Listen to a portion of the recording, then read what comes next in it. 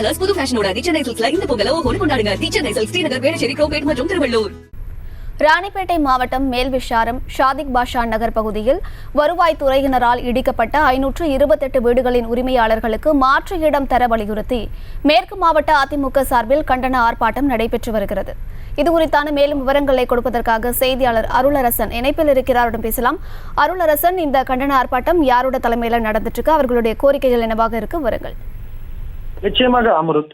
மேல்விஷாரம் இஸ்லாமிய மக்களின் வீடுகளை இடித்து மாற்று இடத்தை இதுநாள் வரை வழங்காத தமிழக அரசை கண்டித்து ராணிப்பேட்டை மேற்கு மாவட்ட அதிமுக சார்பில் மாபெரும் கண்டன ஆர்ப்பாட்டம் தற்போது நடைபெற்று வருகிறது.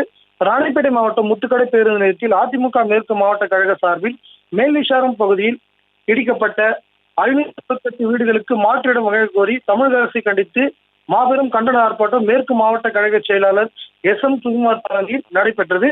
இந்த கண்டன ஆர்ப்பாட்டத்திற்கு சிறப்பு விருந்தினராக திருப்பத்தூர் மாவட்ட கழக செயலாளரும் முன்னாள் அமைச்சருமான கே சிவரமணி கலந்து கொண்டு கண்டன சிறப்புரையாற்றினார். மேலும் இந்த ஆர்ப்பாட்டத்தின் போது அதிமுகவினர் தெரிவிக்கையில், கடந்த ராணிப்பேட்டை மாவட்டம் மேல்விஷாரம் பகுதி அருகே பாலாற்றின் கரையோரம் இருந்த ஷாதிக் பாஷா நகர் மற்றும் எம்ஜிஆர் நகர், கருணாநிதி ஆகிய பகுதியில் கட்டப்பட்டிருந்த 528 குடியிருப்பு பகுதிகளை கடந்த 2022ஆம் ஆண்டு நீதிமன்ற உத்தரவின் அடிப்படையில் நீர்பிடிப்பு பகுதிகளாக அறிவிக்கப்பட்டு மாற்றிடம் வழங்கலாம் என தெரிவித்து ஆக்கிரமிப்பு கட்டிடங்கள் அகற்றப்பட்டது.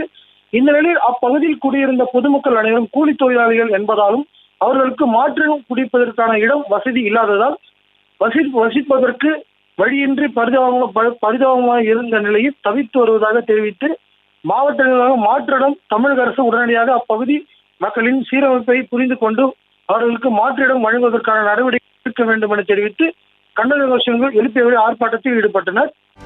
செய்திகளை உடனுக்குடனும் துல்லியமாகவும் தெரிந்து கொள்ள சப்ஸ்கிரைப் பண்ணுங்க.